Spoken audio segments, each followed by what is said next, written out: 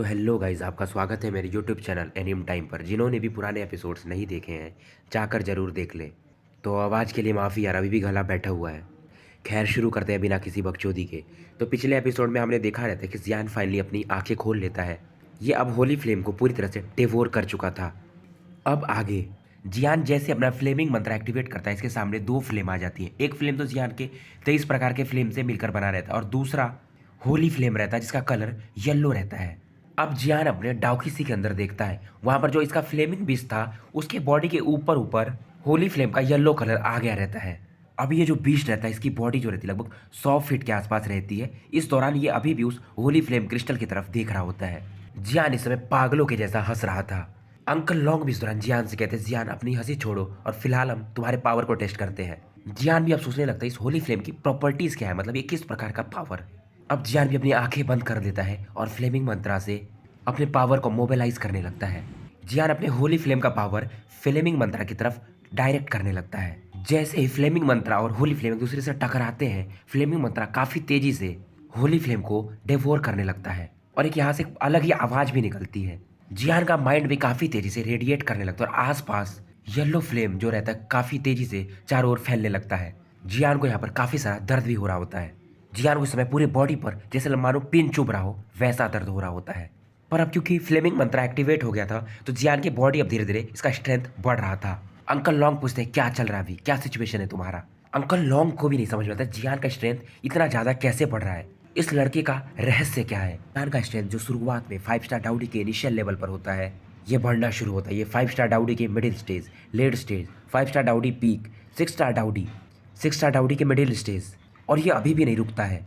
बढ़ते बढ़ते ये 6 स्टार डाउडी के लेट स्टेज में पहुंच जाता है। अंकल लॉन्ग को तो कुछ समझ में नहीं आ रहा होता है। अंकल लॉन्ग भी सोचने लगते हैं शायद ये होली फ्लेम को खाया और इसके पास जो टेक्निक है जिससे कि अपनी ये की को मैनेज करता है शायद वो काफ़ी ज़्यादा मिस्टीरियस होगी।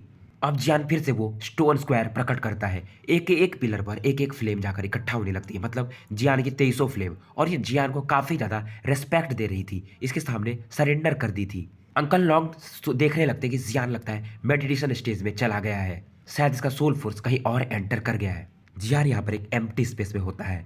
जियान को कुछ समझ में नहीं आ रहा था, तभी यहाँ पर एक आवाज गूंजती है। ये हंसते हैं और कहते हैं, इतने वर्षों के बाद फाइनली मेरे जायो क्लैन का एक डिसेंडेंट तो आया। क्योंकि जियान यहाँ पर अपने सोल फॉर्म में था तो ये सावधान रहता है, नहीं तो इसको काफी ज्यादा डैमेज हो सकता था। तभी ये जियान से कहते हैं ये जो थे कि ये होली फ्लेम जो है उसका स्पेस बैरियर है, यानी उसका अपना खुद का एक स्पेस है, तो तुम टेंशन मत लो। होली फ्लेम भी अब मतलब कि जियान के सॉलो करने के बाद एक यंग मैन में बदल गया था, मतलब इस स्पेस में जियान के साथ ये होली फ्लेम होता है। तभी यहाँ पर एक आवाज गूंजती है। ये कहते हैं, तुम अभी भी चेंज नहीं हुए अकीरा। ये आवाज को सुनकर अकीरा फ्लेम कांपने लगता है, कहता है जायोमू तुम, और ये गुस्सा में कहता है जायोमू तुम मुझे क्यों छोड़ के गए। तो जायोमू कहते हैं, अभी मैं तुम्हें ये नहीं बता सकता हूँ, पर मुझसे जब तुम फ्यूचर में मिलोगे तो मैं तुम्हें जरूर बताऊंगा। अकीरा कहता है, क्या तुम मरे नहीं अभी तक। ये कहते हैं, तुम्हें क्या लगता है जायो फैमिली के 12 टाइगर्स, मतलब ये 12 पावरफुल लोगों में गिने जाते थे, मुझे कोई ऐसे ही मार देगा। अकीरा इनको कुछ बोल ही रहा होता है तभी एक हैंड साइन मूवमेंट करते हैं और अकीरा को इस मतलब होली स्पेस से बाहर फेंक देते हैं। अकीरा इस समय अंकल लॉन्ग के बाजू में आकर मतलब बाहरी दुनिया में खड़ा हो जाता है। अकीरा हैरान था क्योंकि 1000 साल पहले शायद इन्होंने जायो मुने इसे छोड़ दिया था, फिर भी इसके ऊपर इनका इतना बड़ा कंट्रोल, इसको पता ही नहीं था इस बात का। अंकल लॉन्ग भी जब इसे देखते हैं इस यंग बंदे को, ये बोलते लगता है शायद ये होली फ्लेम का फायर स्पिरिट है। अंकल लॉन्ग इससे बिल्कुल भी नहीं डर रहे होते हैं। इसके बाद जायोमू जियान से डाउकी कॉन्टिनेंट के बारे में पूछने लगते हैं। जियान इनको पूरी बात बताता है कि इनका जो डाउडी ब्लड लाइन था अचानक से गायब हो गया था इन सब चीज़ों के बारे में। तभी ये कहते हैं ये हमारी वजह से हुआ था, पर ये जियान को अभी बताते नहीं है। कहते हैं जब तुम फ्यूचर में ज़्यादा स्ट्रॉन्गर बन जाओगे तो मैं तुम्हें इसके बारे में बताऊंगा। इसके बाद ये जियान से कहते हैं फिलहाल तुम्हें डाउजियान लेवल पर जाने के लिए फोकस करना चाहिए, उसके बाद ही मैं तुम्हें इन सब चीज़ों के बारे में बता सकता हूँ। यहाँ पर इनका जो ये सोल का थोड़ा अंश रहता है इसको देखकर जियान हैरान था, जिसकी वजह से ये प्रकट हुए थे। ये बताते हैं कि तुम जैसा सोच रहे हो वैसा नहीं है। मैं नहीं चाहता था कि इस होली फ्लेम को कोई और डिवोर करे, मैं चाहता था कि केवल मेरे जायो क्लैन का ही बंदा इसे डिवोर करे। इस प्रकार का पावर जिसे कि वो ग्रैंड पा अल्केमिस्ट भी नहीं फील कर पाए रहते कि इस अकीरा फ्लेम के अंदर मतलब जायोमू का है। जियान हैरान था इस तरह के पावर को जान करके, इसीलिए जियान को भी इस होली फ्लेम को डिवोर करने में ज़्यादा दिक्कत नहीं होता है। इसके बाद ये जियान को बताते हैं कि जो स्पेस है बेसिकली एक होली फ्लेम का स्पेस है। अगर डाउजियान लेवल के अंदर का कोई भी बंदा होगा तो तुम उसे यहाँ पर सप्रेस कर सकते हो। एक प्रकार का ये एक बैरियर है, अगर कोई यहाँ पर अंदर घुस जाए तो बाहर नहीं निकल सकता। इसके बाद ये बोलते हैं जब हम अगली बार मिलेंगे तो मैं उम्मीद करूंगा कि तुम काफ़ी ज़्यादा स्ट्रांग हो गए रहोगे। इसके बाद ये यहाँ से गायब हो जाते हैं। जियान इनको इस समय झुककर प्रणाम करता है। इनके जाने के बाद जियान इस स्पेस को देखने लगता है। इधर अंकल लॉन्ग बेचैन होते कि जियान अभी तक क्यों नहीं आया। कुछ दिन बीत जाते हैं। जियान अभी भी मतलब बाहर के लिए तो मेडिटेशन में था, पर अंदर में ये इस होली फ्लेम स्पेस में था। ये इस स्पेस को अच्छे से अध्ययन करता है और फाइनली अब अपनी आंखें खोल लेता है। अंकल लॉन्ग भी समझ गए रहते हैं। ये जियान से पूछते, लगता है तुम्हारी बॉडी में कुछ तो है। जियान बताता है बेसिकली ये फ्यूजन ऑफ होली फ्लेम है और वहाँ पर एक अलग डायमेंशन है। इस दौरान जियान स्माइल कर रहा होता है। डायमेंशन मतलब गाइस एक अलग स्पेस। अंकल लॉन्ग कहते हैं क्या तुमने डायमेंशन मास्टर कर लिया? क्योंकि डायमेंशन को मास्टर करना मतलब बेसिकली डाउजियान लेवल का वॉरियर होना, या एटलीस्ट डाउडी के पीक का बंदा हो, तभी वो इसे मतलब कंट्रोल कर सकता है। पर जियान का इस डायमेंशन पर बिल्कुल भी अभी कंट्रोल नहीं था। इसको कंट्रोल ये होली फ्लेम करता था। जियान एक अलग ही नज़र से इस यंग बॉय की तरफ यानी होली फ्लेम की तरफ देखने लगता है। जियान इसकी तरफ देखता है और कहता है मेरे बॉडी में 23 प्रकार के फ्लेम है और एक होली फ्लेम भी है, फिर भी मेरे अंदर का जो भूख है वो शांत क्यों नहीं हुआ है? जियान ऐसा बोल रहा था कि मैं तुम्हें भी खा जाऊंगा। तो अभी अकीरा कहता है क्या तुम्हारे पास फ्लेमिंग मंत्रा है? फ्लेमिंग मंत्रा जो थी काफ़ी मैजिकल टेक्निक थी, इसको अकीरा फ्लेम भी जानता था। ये भी काफ़ी ज़्यादा खुश हो जाता है। ये भी कहता है अच्छा इसलिए तुम इतने सारे मतलब फ्लेम्स को एक साथ डिवोर कर गए थे, तो ये सच में फ्लेमिंग मंत्रा ही है। इस दौरान ये जियान के हाथों को पकड़ लेता है। अकीरा इस समय मतलब गिरगिट के समान अपने रंग बदल रहा था। शुरुआत में तो जियान को भाव भी नहीं देता था उतना, पर फ्लेमिंग मंत्रा का नाम सुनने के बाद से ये काफ़ी ज़्यादा एक्साइटेड हो गया था। जियान अब फाइनली अपनी आंखें बंद करता है और अपनी फ्लेमिंग मंत्रा को देखने लगता है कि अब इसका क्या हाल है।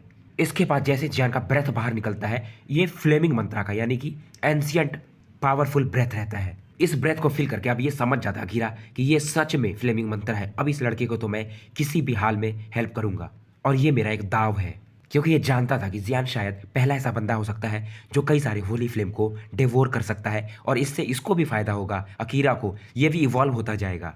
इसका फ्लेमिंग मंत्रा भी इवॉल्व होते होते डाउजियान लेवल यानी इमॉर्टल रैंक का एक फाइटिंग की बनते जा रहा था। फ्लेमिंग मंत्रा को बेसिकली 6 रियल में डिवाइड किया जाता है। फिलहाल ये फर्स्ट रियल में एंटर कर गया था। अब इसके इवॉल्व होने के कारण जियान आराम से 23 प्रकार के जो ये होली फ्लेम के हेवनली फ्लेम से जो बुद्धा लोटस बनाता है, अब ये 3 बार बना सकता था। इस दौरान इसका एनर्जी भी ज़्यादा एब्जॉर्ब नहीं होगा। जियान भी समझ जाता है कि ये अकीरा इसको क्यों मतलब अब इसकी बात मान रहा है, शायद ये फ्लेमिंग मंत्रा की वजह से। अकीरा कहता है कि जब तुम अगले होली फ्लेम डिवोर करोगे तो तुम मुझे भी इसके कुछ पावर दोगे। जियान कहता अगर ऐसी बात है तो तुम्हें मुझे पहले जो तुम्हारा होली फ्लेम स्पेस है उसका कंट्रोल मुझे देना पड़ेगा, क्योंकि जियान कितना भी ट्राई करता है इस होली फ्लेम स्पेस को कंट्रोल करने का, ये नाकामयाब था। अकीरा भी जानता था, इसलिए ये जियान को इसका मतलब होली फ्लेम स्पेस का कंट्रोल अब दे देता है। जायोमू ने भी पास्ट में 2 प्रकार के होली फ्लेम खाए थे, पर वो उसको अपने टेरिबल फोर्स के द्वारा ही कंट्रोल कर पाते थे। पर अकीरा जानता था कि ये लड़का यानी जियान शायद काफ़ी अलग अलग होली फ्लेम्स को खा ले और ये जायोमू से भी ज़्यादा पावरफुल बने। इधर मतलब अंकल लॉन्ग, जियान या ये होली फ्लेम कुछ नोटिस नहीं करते। यहाँ पर कुछ दूरी से एक ड्रॉप ऑफ ब्लड काफ़ी तेज़ी से धीरे धीरे, जिसके अंदर एक एविल आई भी बनी हुई थी, इनकी तरफ आ रहा था। ये वही बंदा था गाइस, अगर आपको याद हो, जो मतलब कई सारे कॉप्स के बीच में खड़ा था, जिसे वो गवर्नमेंट लेफ्ट गार्ड बुला रहा था, पर वो खुद नहीं आया था, अपना क्लोन यहाँ पर भेजा था। और ये कहता है कि मैं आराम से अपने क्लोन से शायद इस होली फ्लेम को कंट्रोल कर सकता हूँ। इधर जियान काफ़ी ट्राई करता है कि होली फ्लेम और हेवनली फ्लेम को मर्ज कर पाए, पर ये कितना भी कोशिश करता है, फिलहाल ये नाकामयाब था। इसलिए जियान ये जो फ्यूजन वाला आइडिया था इसे छोड़ देता है फिलहाल। जियान सोचता है कि इसके बारे में यानी हेवनली और होली फ्लेम में क्या डिफरेंस है ये अकीरा से पूछेगा, फिर ये इसको भी मतलब भूल जाता है। 3 दिन और बीत जाते हैं। अब जियान यहाँ से जाने का डिसाइड करता है। यहाँ पर ये अब तक होली फ्लेम को लगभग लगभग मास्टर कर चुका था। अकीरा कहता है कि तुम्हारे अंदर जो ब्लड डेमन गोल्डन की है उसको मैंने फिलहाल टेम्पररी सप्रेस कर दिया है, जब तुम आगे जाकर के स्ट्रॉन्गर होगे तो शायद तुम इसे खत्म कर सको। अकीरा भी इस समय लिटरी के जैसा ही दिख रहा होता है। दोनों बेसिकली एक फायर मतलब स्पिरिट होते हैं, यानी कि एल्फ ये भी बोला जा सकता है। जियान इस होली फ्लेम यानी अकीरा के जो फ्लेम स्पिरिट रहते हैं इसको थोड़ा सप्रेस कर देता है। नेचुरली ये डाउडी पीक पर रहता है, पर फिलहाल इसका स्ट्रेंथ डाउडी 7 स्टार के पीक पर रहता है। अब जियान यहाँ से बाहर मूव करने लगता है, तभी अंकल लॉन्ग यहाँ पर कुछ अनयूजुअल नोटिस करते हैं, क्योंकि जियान भी फील कर रहा था इसके अंदर वो जो ब्लड डेमन की थी इस समय अनयूजुअल मूवमेंट कर रही थी। ऐसा लग रहा था मानो ये जीवित हो गई हो। इस प्रकार के एविल एनर्जी के लिए तो अकीरा बहुत ही ज़्यादा सेंसिटिव रहती है। ये कहता है ये तो गोरफिन गोल्डन एनर्जी, इसका मतलब यहाँ पर कोई ना कोई इस क्लैन का जरूर है, और शायद ये जो पिछला वाला गोरफिन लेफ्ट गार्ड था उससे कहीं ज़्यादा स्ट्रॉन्गर है।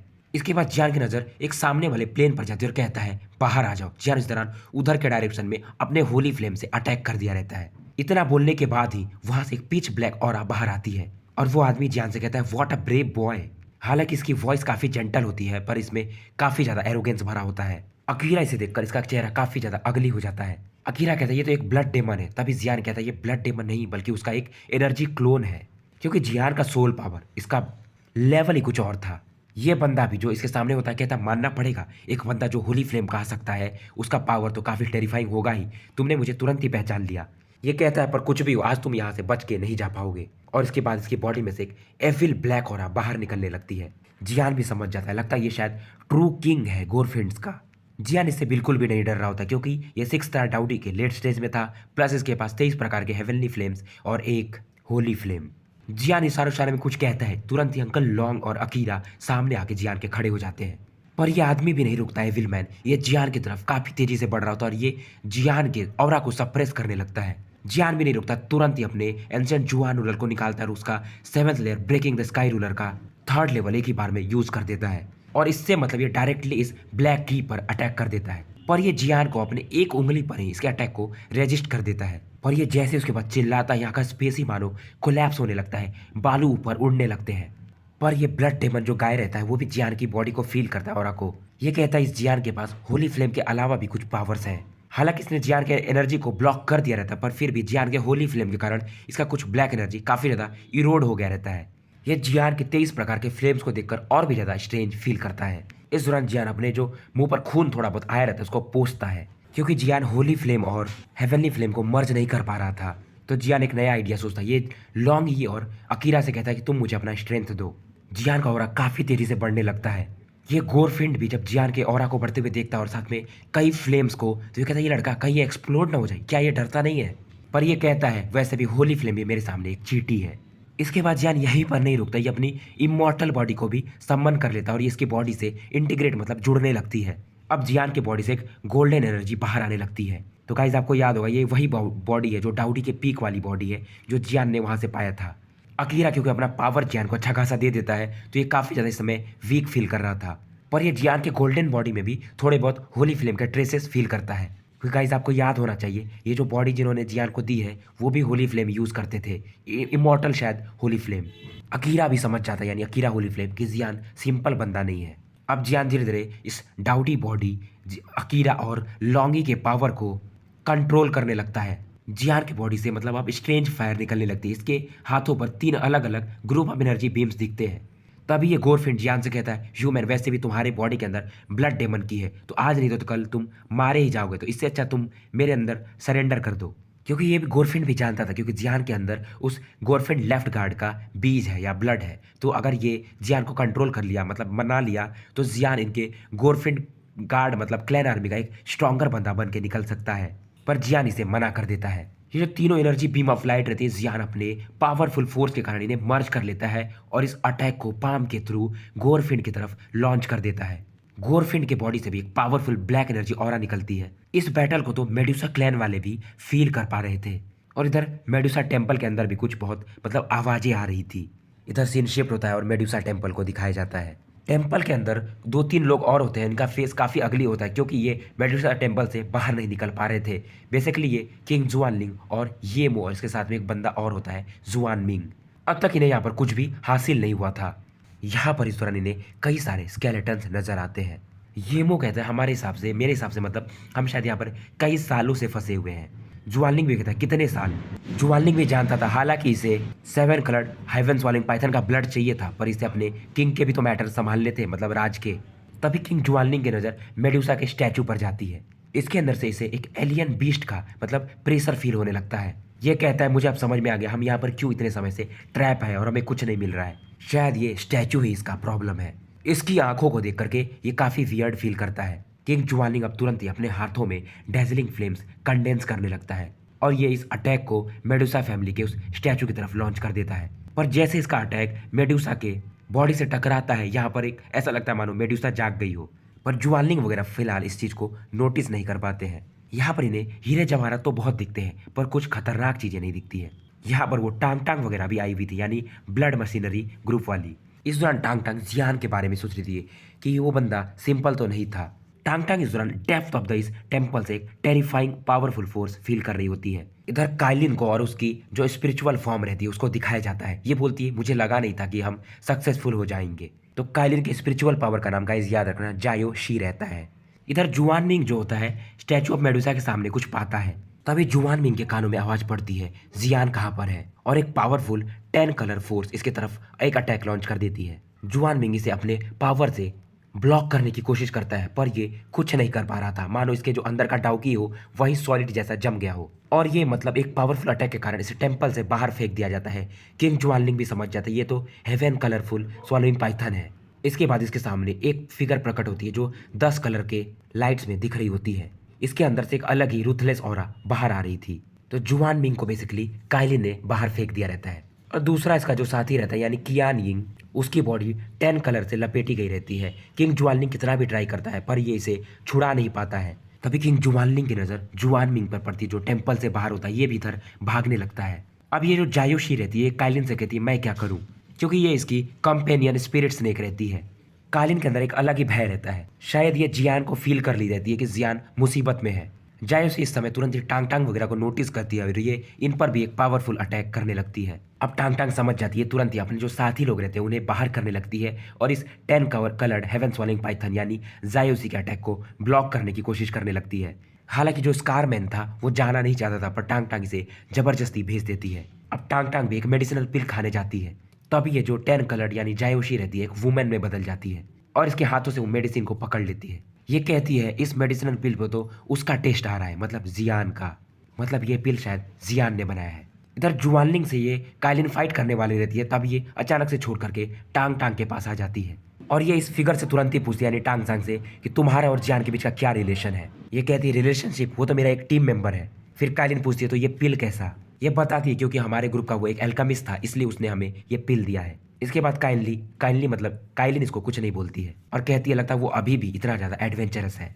टांग टांग सोचने लगती है कि जियान में और इस मिस्टीरियस वुमन में क्या रिलेशन है, क्योंकि इसके हिसाब से काइलिन जो होगी वो डाउजियान लेवल पर होगी। अगर जियान के साथ इसका रिलेशन है इसका मतलब जियान का बैकग्राउंड इतना सिंपल नहीं है। टांग टांग भी इसके बाद यहाँ से निकल जाती है। अब किंग जुआनलिंग भी जब काइलिन के पावर को नोटिस करता है तो ये समझ जाता है कि ये डाउजियान लेवल पर है और ये इस समय अपने ख्यालों में ही खो जाता है। तभी योमो कहता है किंग जुआनलिंग आपने तो बोला कि आपको पता चल गया है कि इस मेडुसा टेंपल में क्या है, तो आप इतना होल्ड बैक क्यों कर रहे हो। किंग जुआनलिंग का फेस इस समय काफ़ी ज़्यादा अगली था। ये बोलता है मुझे पता नहीं था कि यहाँ पर एक 10 कलर्ड हेवन स्वॉलिंग पाइथन हो सकती है। जायोशी भी इस दौरान काइलिन से कहती है हमें इस किंग जुआनलिंग का क्या करना चाहिए। तभी काइलिन कहती है अभी काफ़ी लेट हो चुका है, हमें पहले उसे बचाने जाना पड़ेगा, मैं इसके बारे में बाद में बात करूंगी। काइलिन की नज़र में इस समय जियान की याद आ रही होती है। ये तुरंत ही आसपास के स्पेस में क्रैक बनाती है और यहाँ से निकल जाती है। इसके पीछे पीछे जायोशी भी आ रही होती है, दोनों एक ही जैसी दिख रही होती हैं। किंग जुआनलिंग भी समझ जाता है शायद ये लड़की एक किसी मतलब बंदे को बचाने जा रही है। अब किंग जुआनलिंग भी समझ जाता है क्योंकि अब मेडुसा क्लैन में एक डाउजियान लेवल की वॉरियर है, तो मेडुसा क्लैन को एलिमिनेट करना इसके लिए काफ़ी ज़्यादा मुसीबत पे हो गया है।